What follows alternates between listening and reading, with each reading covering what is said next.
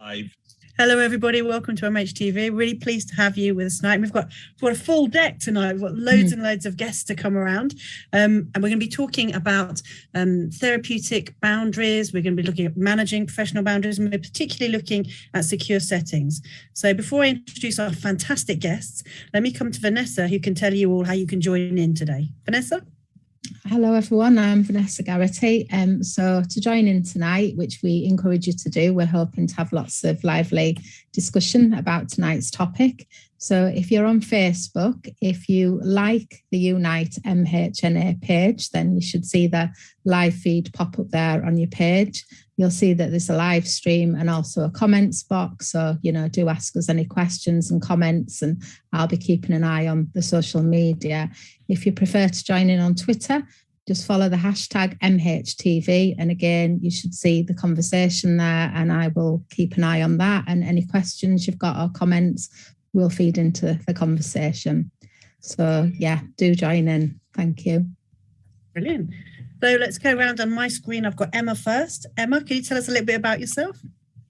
Yeah, thank you. And good evening, everybody. My name's Emma Wadey. I'm the Deputy Director of Mental Health Nursing for NHS England.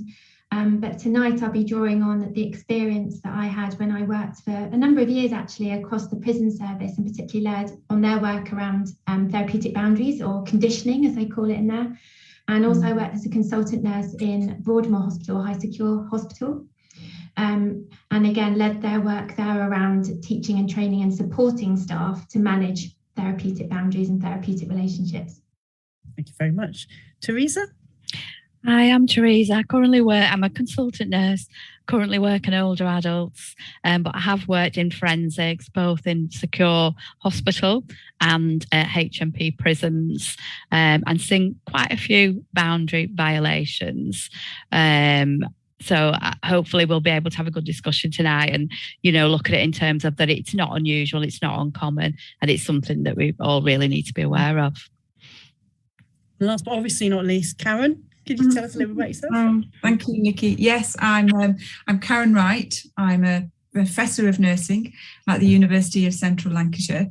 I too have worked in high secure services, but also in acute services as well. And probably the area where I've considered professional boundaries more than anything else actually was when I was course leader for the Master of Science degree in personality disorder, because people often suggest that it's a real concern for them when working with people who experience a diagnosis of personality disorder. Absolutely. So I think just to get going, it might be really helpful for us to understand a little bit about, what do we mean by secure services, because that's kind of where we're going to be focusing tonight. But also, when we're talking about professional boundaries and sort of therapeutic relationships, what are we actually talking about? And I know that's a big question, so I'll just throw it out there, see who jumps on it. Who wants to go?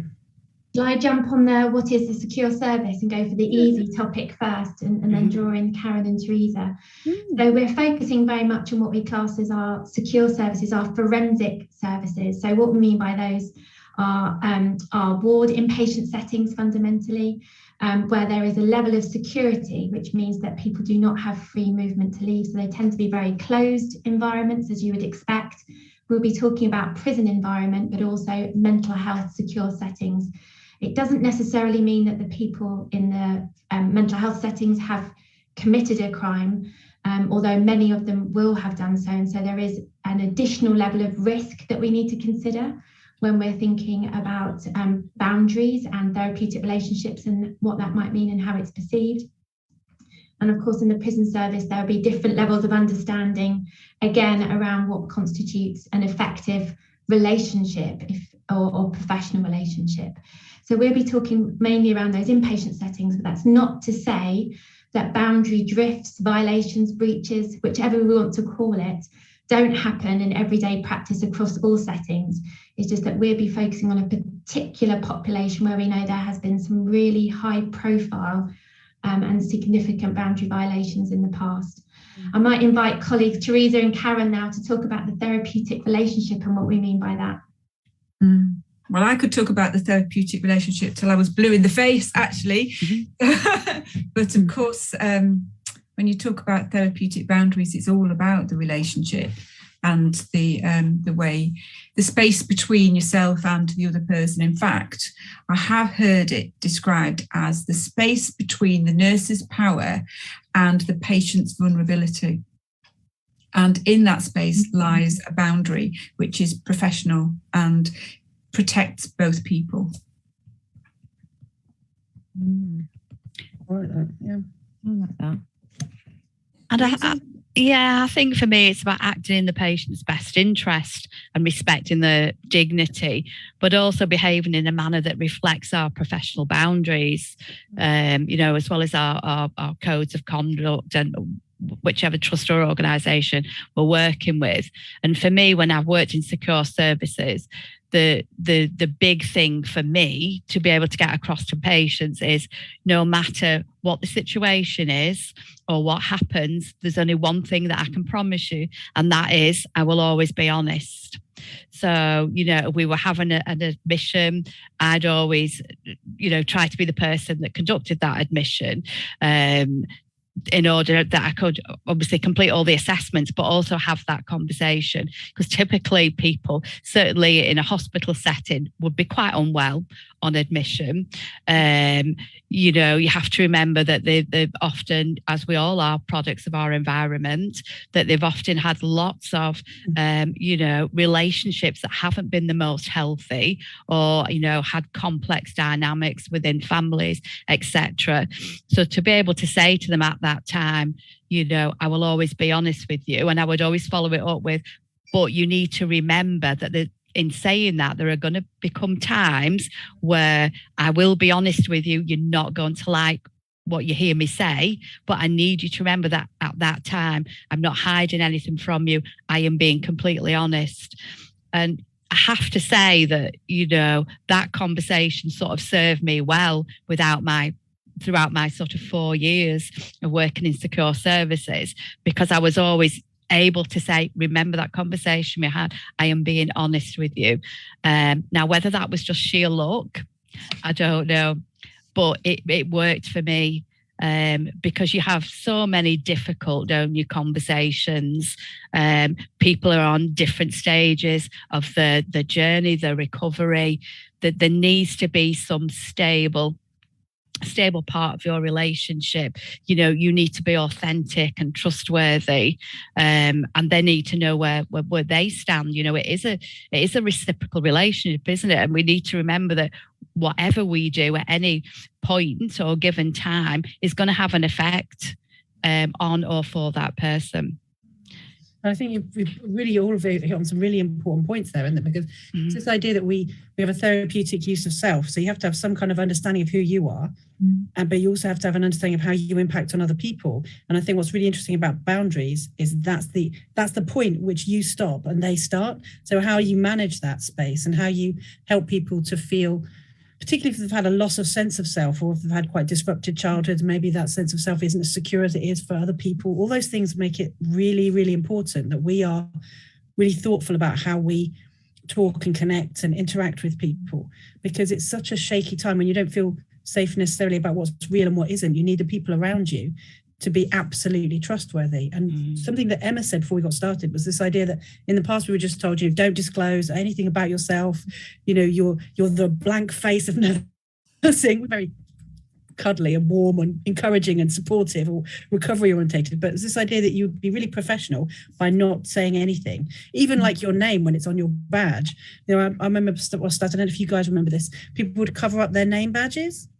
People would put like a bit of plaster over it, and you'd be like, your name is on the board at the front of the ward. What are you doing with your picture next to it? And there's this idea about, kind of being very worried or very anxious about other people having access to us and our information, but yet having every piece of information about the other person and not thinking about the power imbalance that causes. So I wonder if anybody wants to talk a little bit about their experiences of boundaries. I'd like to just pick up on something you just said there, if you don't mind there, Nicky, because I think when you said about, we use ourselves so much, but we often are caring for people who have a very fragile sense of themselves. But it is them and their selves that has to always be the focus of all of the interactions. And it's really tricky, as you know, I think of student nurses when they're just finding their way, and they decided to do nursing because they really care about people. They feel that they can intuitively do it, but actually forget about themselves a little bit when they're intuitively caring and share an awful lot about themselves. But there's a bit of a red flag, really, which I always say to student nurses, and that is that if you notice at any time in the interaction it's becoming about you, you've crossed the line, because it's always got to be about the other person and meeting the other person's needs. And it might make you feel fabulous to do something lovely for somebody, but actually it's supposed to be about making that other person feel fabulous, not you. I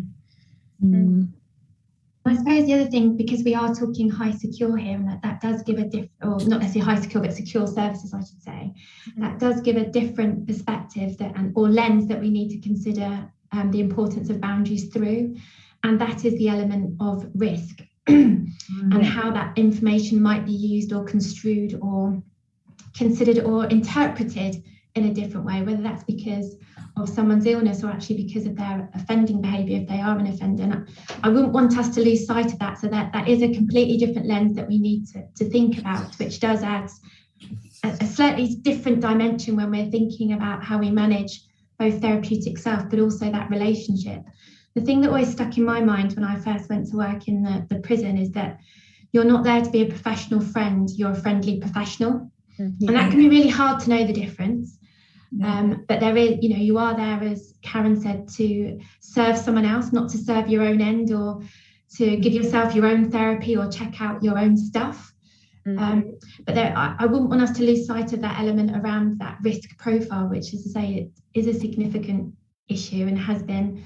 And unfortunately, I have known cases where people have come to harm because of information they have shared, both physical and psychological. And of course, that is rare. And that's not to say that is the ulterior motive all the time, but it is something we need to consider when we're thinking about boundaries, because actually the context is key.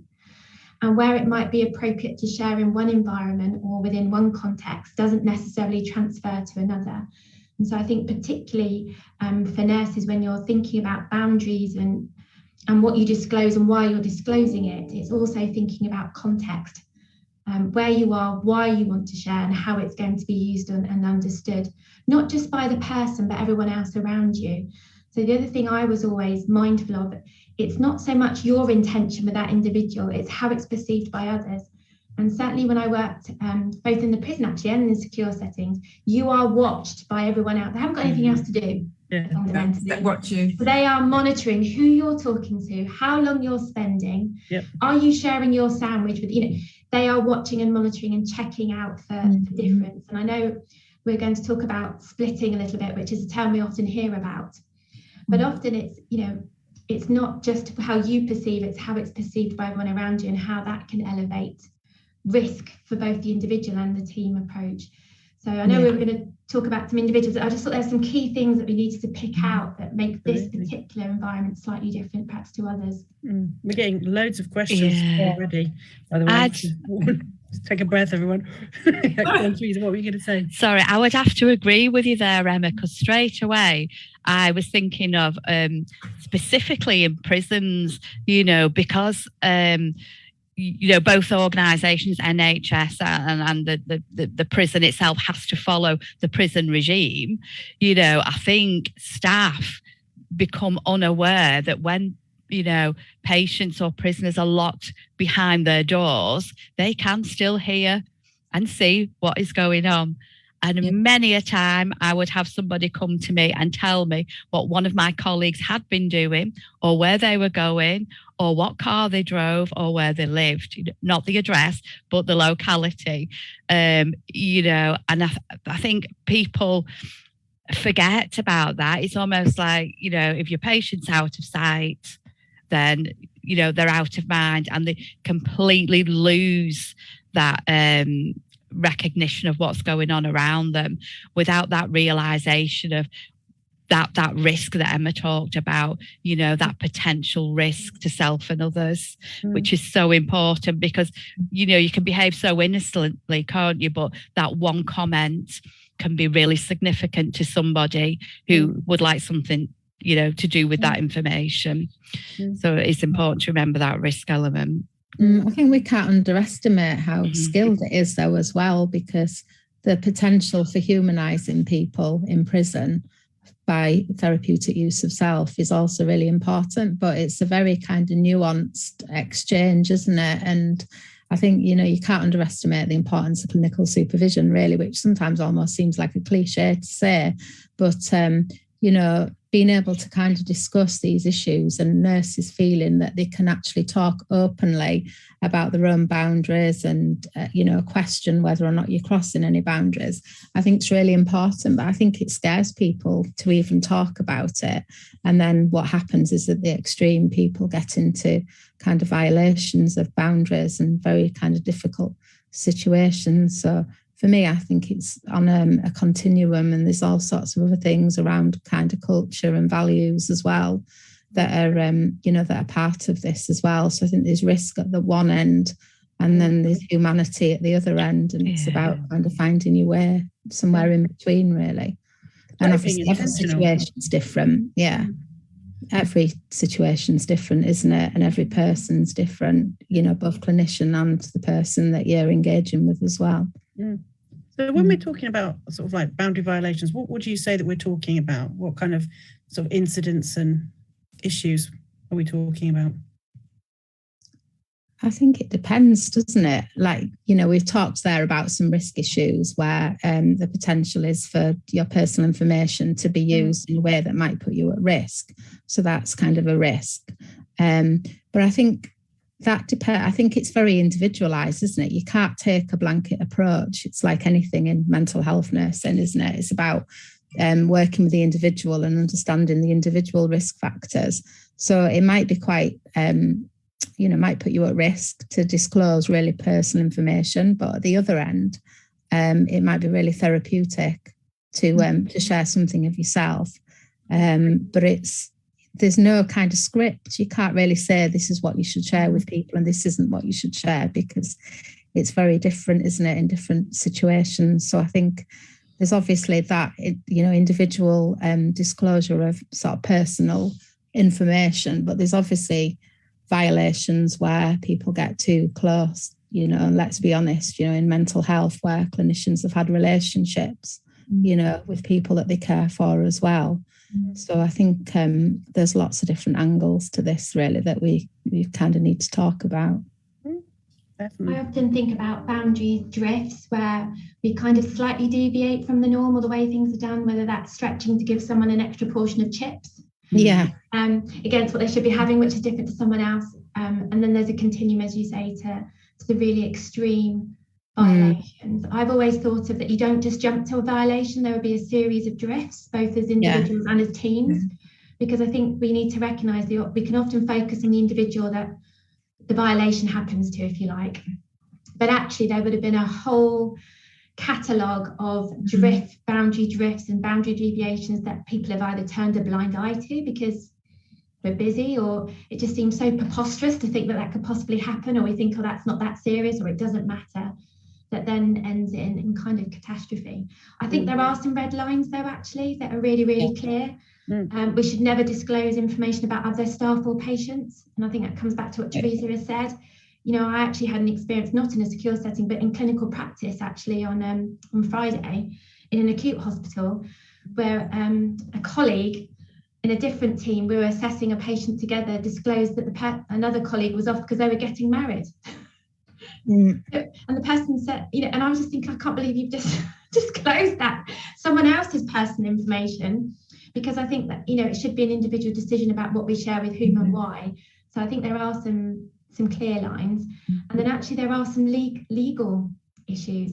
So within a prison, it is a crime. It's a crime by the prisoner to corrupt an official, and it is a crime for a member of staff to have a relationship, because it actually puts others at risk. You know, if you're unlocking the door, you're sharing information, you're putting others at risk. So if in a prison there are legal frameworks that decide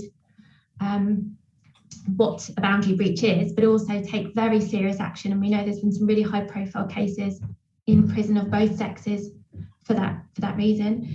In secure settings, it is very clear as well, actually, that if the person is sectioned, which invariably they will be within a secure setting, you don't have voluntary patients within secure settings, they will be detained under the Mental Health Act. If you have a sexual relationship with them as a professional, it is classed as statutory rape. And I have seen cases where nurses have not only been struck off from the register, not only have they gone to prison, they have lost access to their children because they are placed on the sex offenders register. So there are some really clear, and thankfully it's very rare, but we do have to recognise that in mental health particularly, which again is different to perhaps other healthcare settings where there isn't such a clear line, there is a very strong legal framework that's in place and is used to effectively punish. And you know, they sound extreme, and I guess they are the extremes, but unfortunately this does happen and continues to happen. I think the thing is, though, those are, you know, the other end of the continuum, and I think most clinicians would know that it was wrong to have a sexual relationship with another patient. I mean, that's kind of I would hope that would be an obvious one, and it's quite right that there would be serious sanctions. But I think what's complicated is at the other end of the spectrum, the kind of more, you know, when you use yourself in an interaction, but you kind of use too much. I think like what Karen was alluding to really earlier, kind of recognising when you're using yourself for kind of therapeutic purpose, or when you've kind of digressed beyond that to talk about yourself for your own purposes.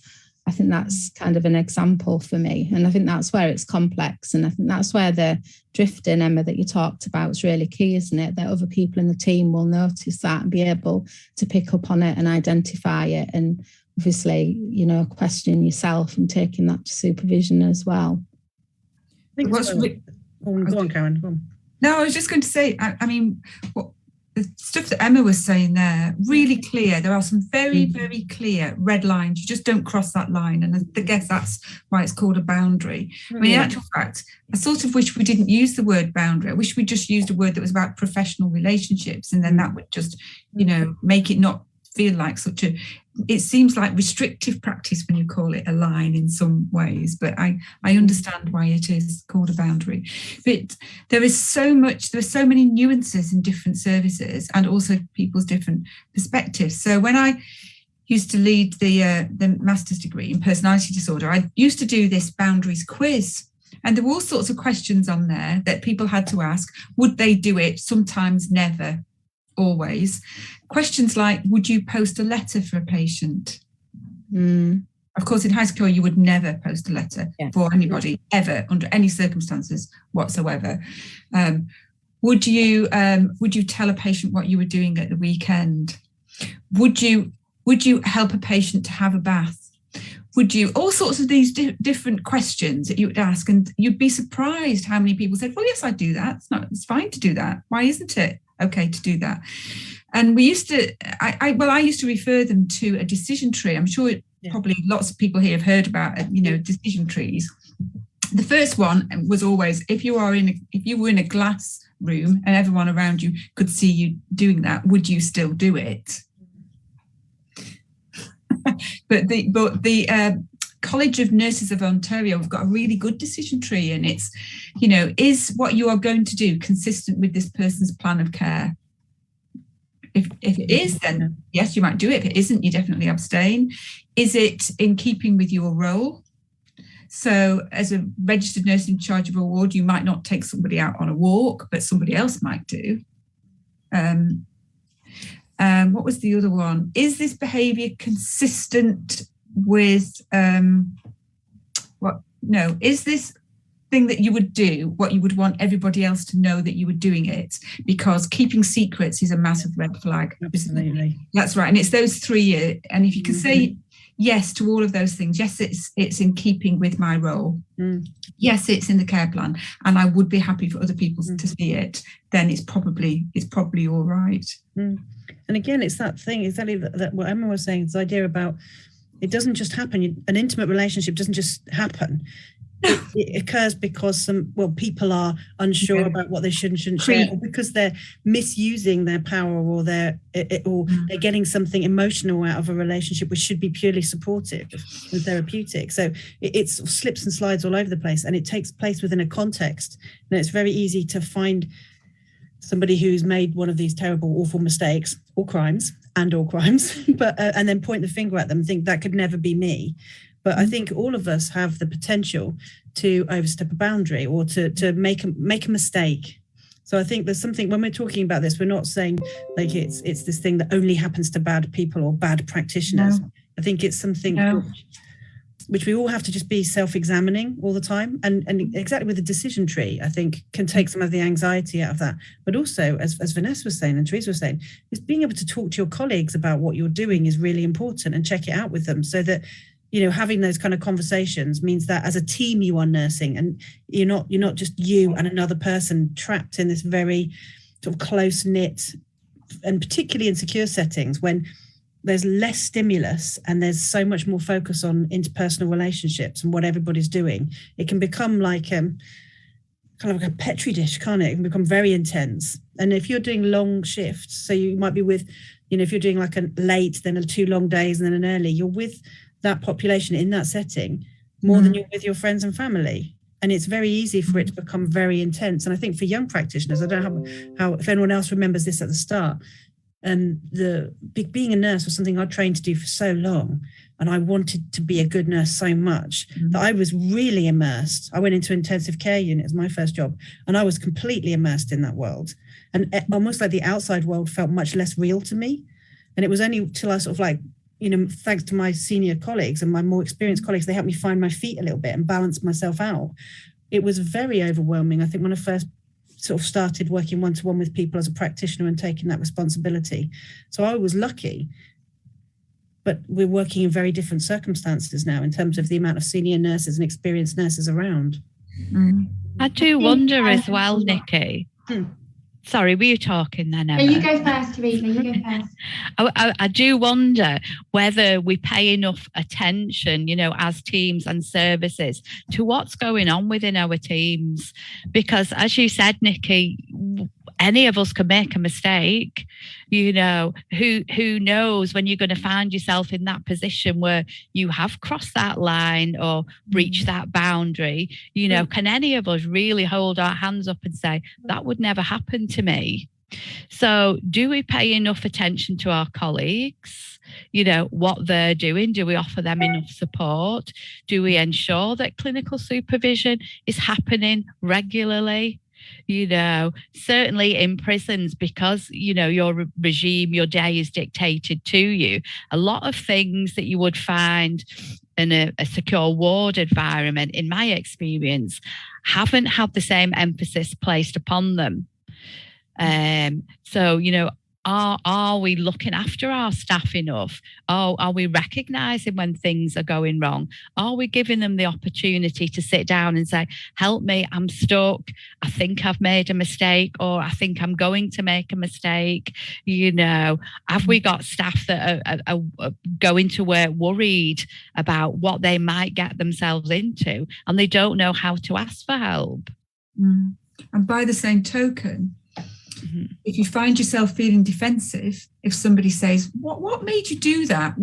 Tell me why that was a good idea to do that. If you find yourself being defensive or defensive about a particular patient, that in itself is a red flag, isn't it? And I think you're absolutely right about a team supporting each other and having a level of cohesiveness and consistency around what is professional good practice and where there is a drift to that. And some of the drifts that Emma spoke about earlier are very, very subtle. Things like thinking about a patient on your days off.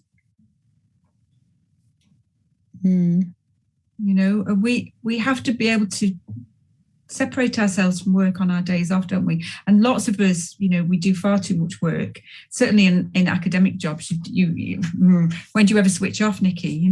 But when you're working in secure services with patients, work is work and home is home. And as soon as you feel there's a merging of the two, that really is a red flag, I think. I also just want to go back to what Teresa's saying, because we're focusing very much on individual, and I would like us to go back to the team. And it very much is about looking out for each other, paying attention, but it's also recognising that within a team we assign roles and tasks to people and individuals, which can be incredibly flattering. Oh, you're really good with that patient, but they really like you. Oh, yeah. Or, whatever it is. And I've seen that happen so often. People get pushed into positions where boundary drifts, breaches are more likely just by nature of the team dynamics, or the time spent, or whatever it is. And likewise, although we've spoken very much around, and often you see that groupthink with breaches as well, so that's the thing, things suddenly become acceptable. So to give an example, I walked onto a ward where a member of staff was doing a beauty treatment to a male patient. I'll leave it at that. And I could not believe that no one else was really batting an eyelid. So I walked in and nearly had a heart attack. What the hell do you think you're doing? So people had become blinded to it as a team, not just as an individual. And that's why, again, it's not just about teams. It's why it's so important to have that independent reflection, or someone else coming in and having a second look, thinking it through in these really complex situations. And likewise, where you get really restrictive interventions. We've spoken a lot about relationships, sexual relationships, perhaps intimacy, but we've also seen the opposite, where environments become very restrictive. That's also a boundary breach. Where suddenly practices around locking people in their rooms for longer, withholding access to family or access to activities, that in itself is a boundary breach as well. And we can often get focused on the intimacy, but actually when we withdraw ourselves for whatever reason, whether it's lack of staff, lack of experience, fear, we're also creating a boundary breach, because we're actually not meeting the needs of that person in a way that we should and would want to. And the final thing before we move into questions, I absolutely agree that all of us are susceptible, and all of us will have breached boundaries at some point, hopefully not the really extreme ones. None of us come into nursing or any clinical profession thinking, I know what I'm going to do tomorrow, I'm going to run off with a patient and end up in prison. Something happens along the way. And one of the greatest myths when we did work was always thinking it was the young new staff, and actually it wasn't. Not always. And so I think there's lots of myths in this area, and I think if there was only some honesty that all of us will have got caught out, gone down a road, got stuck, done something on reflection we wouldn't do, and acknowledged and shared that, we'd be in a much better, more transparent, more safe environment for everybody, actually, if we had that honesty. Absolutely. Vanessa, should we come to some questions and some comments from people who are watching tonight? Yeah, we've got quite a lot of comments. So we've got one from Alfonso, which says, students often tell me a service user is in love with me, or a service user asked if I am single. What advice would you give students about how to manage difficult conversations like these ones? So, isn't it? Yeah, I always say, always remember that the conversation's got to be about them. So, without wanting to sound abrupt, I would always encourage a student nurse to say, but I'm here to look after you. What's going on for you? Yeah. Have you got anyone special in your life? To turn it around in a kind way, not to be dismissive. Yeah. But what's going on for you, sort of thing. Yeah. Thank you.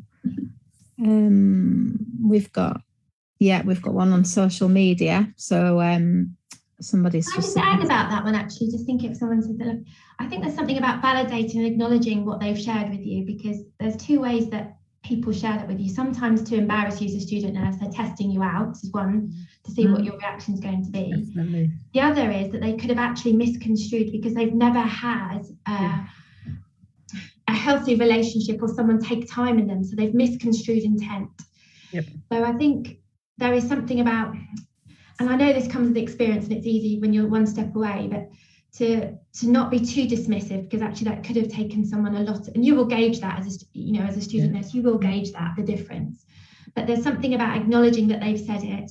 I think there's also something about role modelling how that made you feel, saying actually that's inappropriate. Let us talk about that, but I am going to need to disclose that to someone else because that's made me feel quite uncomfortable, and I need to now, I think there's something about being open, validating, being open back to the person that actually that's not an appropriate comment within the realms of a professional relationship. Because ultimately we're there to role model and to teach, in some cases, people that have not had a healthy relationship role modeled, particularly within the secure settings where there are whole programs that I led on actually about healthy relationships. So I think it depends on your level of experience and confidence around managing that. But I think the most important thing is it comes back to none are going to be the same. But there's also something about those student nurses need to have shared. It's great that they've told you, Alfonso, really, because they're sharing and disclosing it and they're thinking about it rather than keeping it to themselves. But I think it's quite important to role model. Yeah. I do wonder as well, sorry, Nicky, with what you reported Alfonso saying, it sounded like there's clearly more than one student nurse has come to him. So I'm wondering, is there a training gap in student nurse education there? Are we not discussing this enough and giving them the opportunity to learn, what's appropriate, what's not appropriate, very basics, what's appropriate, what's not appropriate, what's the boundary, what's the violation, and having those discussions before they get into practice, which would then give them more confidence, one, to address it, and two, to take it to supervision, and probably ask for help at an earlier stage than they might otherwise have done so. Yeah. I was going to just mention the Star Wars work around this that was actually created by service users. Oh, yeah. Recognizing that, and actually giving you sentences, things that you can actually say when these things happen to you, when someone is sexual with you or angry with you, or there's a big silence, or there's something that makes you feel uncomfortable. There's all that guidance. Then we'll try and tweet that out because it is really handy. Yeah, we'll look for that. That's good. Yeah. About that. One of the things I think is really important to say is, this thing is that's not possible.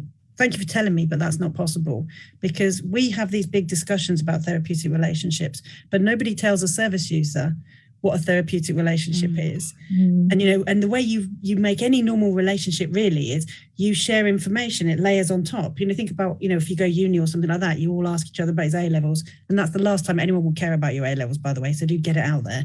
And then you layer this information on top, you find out what you have in common, and you form a friendship. But that's not what a therapeutic relationship is. The shape of a therapeutic relationship is very different, but nobody tells service users this. So when they say, "Oh, do you have kids?" It's not because they're planning on kidnapping them necessarily. It's because those are questions that you ask people that you meet, in the same way as, "Oh, what do you get up to at the weekend?" It's not necessarily a sign that you're about to be stalked or abducted. So please take it down a notch. We're not trying to make you really scared. Go on, Vanessa. Sorry, I interrupted you. No, thank you. So we've got a comment on social media, which we haven't talked about tonight. So it's just a suggestion from Sophie Lul, if that's how you pronounce the name. And she says, what of not using your actual name on social media, as some patients may be able to find you on there? So what do people think? I think it's never a good idea to have your surname on, really, is it? I have come across colleagues who have been found on social media, just as anybody could find them. So I think, one, if you're going to put your name on and you know that you can be found, then you've got to be very sensitive about your security settings, haven't you? And then if people manage to get through your security settings, you've got to be mindful of whatever you're writing on there. Do you want the entire world to know it? And are you aware of the attention that could create for you, not just from our patients, but, anybody that just happens to log on to social media? For me, that's sort of a way of a living rather than doing something just because you're a healthcare professional.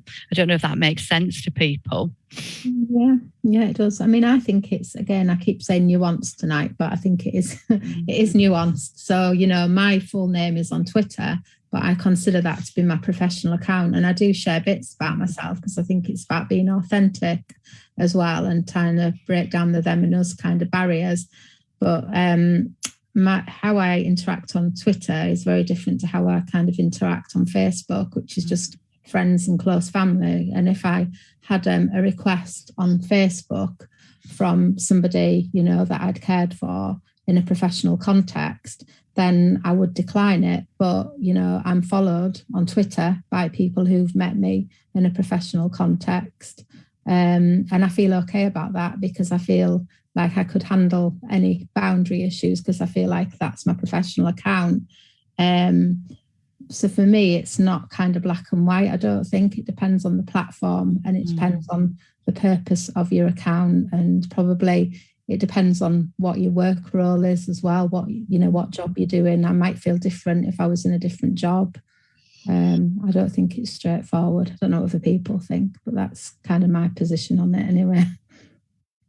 I've got similar to you, I guess, Vanessa. I don't use Facebook very often, but it's got all the secure safety settings that you can possibly have, etc.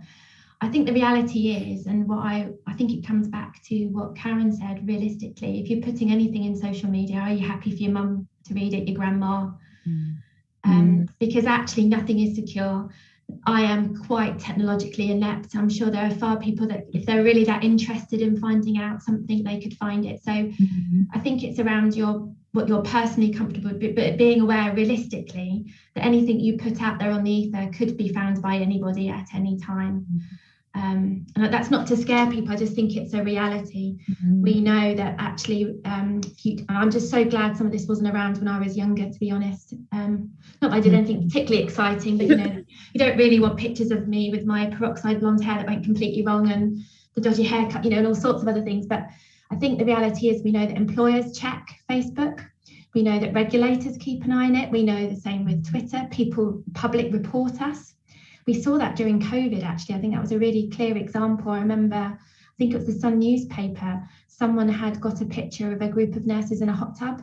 Completely, that sounds more dodgy than it actually was. A completely relaxing group of 5 lived together, but were reported because people thought they were breaching COVID restrictions at the time. It caused a huge amount of anxiety and distress. Because it's been completely misconstrued. It was a completely innocent photo, but again, taken out of context. So I think it's a really tricky area, but I think you just have to consider that anything that you put out there may be used and being mindful of that. I think that's a reality, unfortunately. I do. I think what's kind of professionally, you know, the concept of context collapse is really important, isn't it? That pre-social media, you could keep your kind of personal life separate from your professional life and it wouldn't be reported on, but accepting now that kind of whatever you put online will be seen by people that you have very different relationships with, whether they're professional, the public, family. And that's kind of where it's become much more complicated than it would have been, certainly in the era that I was growing up. So I think, you know, whilst, like I said, that I have a personal account on Facebook that my family and friends engage with, I'm still a professional even on Facebook. You know, I still think carefully about kind of what I would post on there and what opinions I would share even. It's just that it's more secure and it is focused on family. But I think that, you know, your point, Emma, about anyone can kind of screenshot anything and it can get out there no matter how secure your settings are is really important. So, yeah. So I suppose we're imagining also there's this invisible line between patient and professional, where the reality is so many of us will have a lived experience of one or another across the lifespan. And so the reality is, you know, your school mums, your running club, whatever, there'll be a number of people that might have accessed services at some point, either through you or directly. And likewise, we're hearing much more people being open around their mental health struggles and care and treatment that they're seeking. We know there's lots of examples where people seek care in the services in which they also work. So it's such a tricky area, isn't it? Because people, you may have had a relationship of perfectly reasonable as friends, and suddenly they become your patient or a patient in an area you're working. So there's such a level of fluidity, isn't there? Definitely. So I move on to another one. Yeah. So we've got, when we see prisoners' patients as different to us, so this is at the other end of the spectrum, when we see patients as different to us, when they're dehumanized, we forget they have feelings.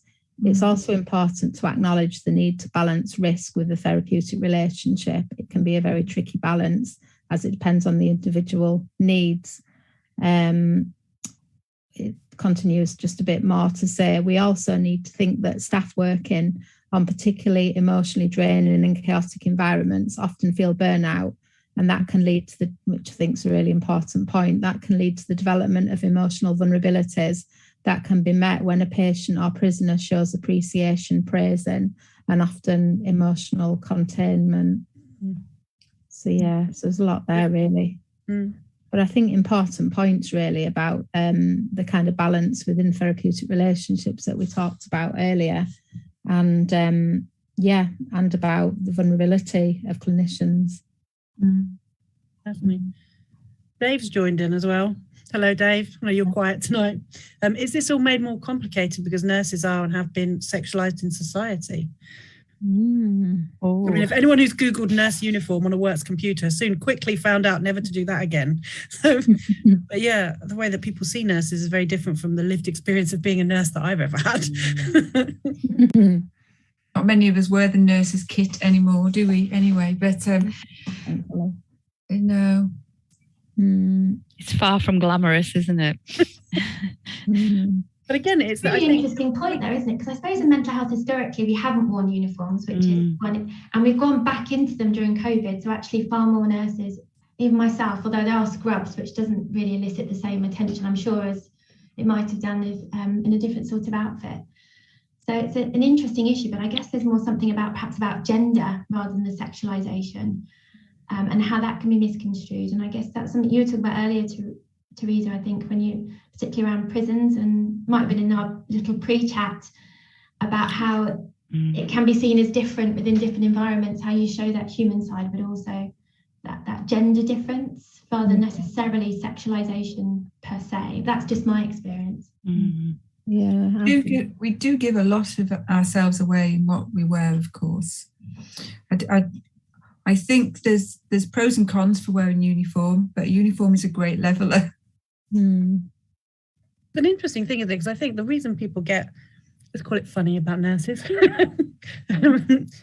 is because exactly of that intimacy and that closeness, and that's always a space between human beings which causes anxiety, doesn't it? And I think, you've got touch, you've got closeness, you've got empathy and sympathy, and those are the keystones of relationships, good and bad, depending on how they're managed, aren't they? So it's almost like Lego pieces, and whether you build that into something which is healing and hopeful, or whether you build something that's destructive, ultimately, is up to you and your skill, really, because the building blocks between supporting recovery and manipulating and damaging, they're the same sorts of skills, just used with very different intent. And I think that's why it's so important that we're really thoughtful about how we impact on other people. And we all make mistakes. I know I do it all the time. I think I'm being funny and I'm not, that kind of stuff. And it's really important, I think, how we use that, because it's like a knife, isn't it? A knife can be a tool or it can be a weapon, and it really depends on how you manage those skills. And the more skilled you get and the more power you accrue, the more responsibility you have to delegate it safely and to manage it safely. But if you aren't in a position where you can talk to colleagues, where you can get honest feedback on how you're doing that, how are you supposed to learn? It feels like it's a skill that we expect people to have without necessarily giving them space to try, to manage, to self-correct, to learn. Because I don't think the conversation we're having now, I don't think I ever had that when I was training to be a nurse. I had snippets from colleagues talking about splitting or boundaries, or, taps on the shoulder about going, no, not that direction, this way. But I was guided very much rather than had an open conversation about it. So I think this is really useful. Although I do see that we're really cracking on in terms of time. So I guess we're going to have to start thinking about if there's anything that people want to talk about that we haven't had a chance to yet. I just wanted to add something, that when you're working in secure settings, it's very different to in an acute setting or place or where people have short stays, because for many people, this is their home for years. You know, so they have long-term relationships with other patients and with members of staff, long-term professional relationships. That has the capacity to change a dynamic. And certainly it's not unusual in such wards for the ward to provide a birthday present, for example, for somebody when it's their birthday, because that is the environment, not just in which they're treated, but in which they reside. And some people get hardly any visitors or hardly any communication from other people apart from the people on the ward, which is you know, an especially sound reason for why consistency every single day and that team approach to maintaining the professionalism is incredibly important, because it isn't a family, but it has lots and lots of characteristics that are similar to a family. I remember seeing one of my senior colleagues handle a situation absolutely brilliantly, and he became the subject of quite a young girl who just adored him because he was such a cool guy. And like, everybody loved him, he was great. But she obviously was quite confused about how to express that. And he just said, you deserve to have somebody who thinks that you're special, who's not being paid to do that. Oh. And I just thought, you know, yeah, she does. And she was like, oh, I see what you mean. And he's going, you know, I can care about you, and I can want you to do well. But at the end of the day, this is my job. And you deserve better than that. You deserve somebody to like you for who you are, because that's what everybody deserves. And he really helped her to understand that this was a start to something real and better. And it was really well handled, I thought. Yeah. That's good for Alfonso to take back. Yeah. There's a good comment about humour, actually, which I think is good. And it's about how humour can be used both ways. It can be used as a way of kind of levelling the kind of power imbalance. But again, it can also be used inappropriately, depending on the humour. So I think that's quite a nice comment. One of the big red flags, isn't it? When you see humour that's punching down in a team, and it's a team that's cutting instead of building, it's a real problem. It's the canary in the coal mine, like kind of like dark humour sometimes. Yeah. Yeah. Any more sort of thoughts on, I appreciate we've got a massive topic. What we were talking about was relationships and managing professional boundaries in secure settings, which is very different to working in older adults or working with young children or people with learning disabilities. And those things all need different types of thought and negotiation, but that's what we were talking about today. So is there anything either about danger signs or ways of working safely, or anything that anyone wanted to just to bring out before we start to think about how we can finish? One comment. Go on. Go on, I'll let you go first. Sorry, I was just going to say, can I just very quickly say, because I was given a piece of advice when I first started in secure settings, which I thought was the worst advice ever. I was told that to not, give away who I was as a person, to create an identity of who I was and where I lived and what my relationships were, which I to this day, I think it was the worst information or worst piece of advice anybody could give me. And I would really strongly advise against that, because one, how do you live a lie without becoming a bigger and a bigger liar? So just in case anybody's been given that advice, it's really not great, is it? It's the NHS, it's not the CIA. We can calm down a bit. The other thing I would say is it comes back to this, it is an imaginary line between who are the staff and who are the patients. So even within high secure settings, people do recover, people do get out. The average day, even in high secure, is 7 years. People do come out of prison, they do lead a life again. Some people in prison are only there short spaces of time, and they often will, you may come across them in either your professional life, as I have done, or in your personal life, just walking down the street, or if you live near an open prison, at the hotel you're staying at. So you just never know when you're going to catch people. And I suppose for me, the key message is this should be an open conversation, dialogue all of the time, because it does change and it does pose problems. I remember being in quite a national meeting where someone that I had nursed in secure setting was there, and I felt challenged. It felt quite tricky, I have to be honest. It felt very tricky, and I imagine it felt tricky for them because I knew things that they probably hadn't shared And I think it's something that should be an ongoing discussion, ongoing dialogue. And as that fluid line becomes more and more fluid, as we start to actively encourage people with lived experience to be working as professionals, to disclose, it's going to become even more tricky sometimes to know where that line is and why.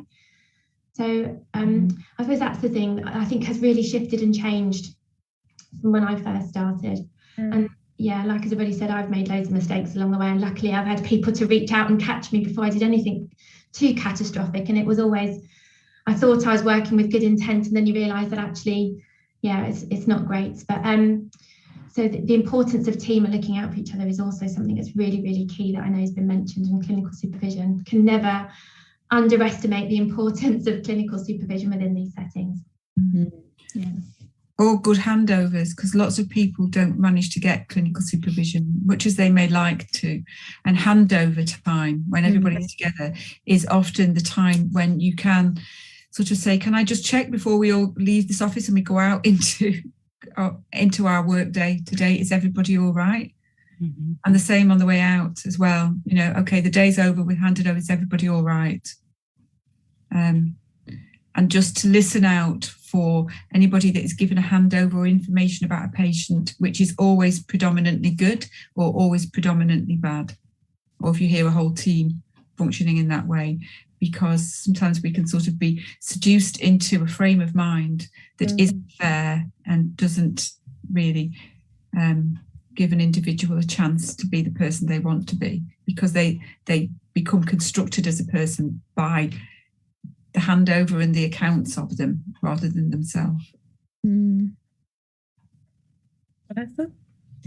Yeah, I was just thinking, my comment really was that in prison settings, it's not all mental health nurses and not all prisoners that you come across will be accessing mental health. I mean, take the view that you should take a whole prison approach to mental health, that, you know, given the kind of stress of being in prison, etc., that at any time you could access mental health, but you'll also come across people that won't access mental health care. And equally, this relationship needs to extend to, you know, general nurses, GPs, you know, midwives in prisons, etc., because the sort of boundary issues are the same. It isn't just about working with people who are accessing mental health support in prison. So I think there is kind of a wider conversation as well about boundaries that is kind of beyond mental health professionals and mental health patients. Yeah, Definitely. Dave's just shared, if you are concerned about a breach, please speak to somebody. Absolutely right. So a colleague, nurse lifeline, trade union rep, manager, HR, occupational health, anybody. Don't sit in silence with it.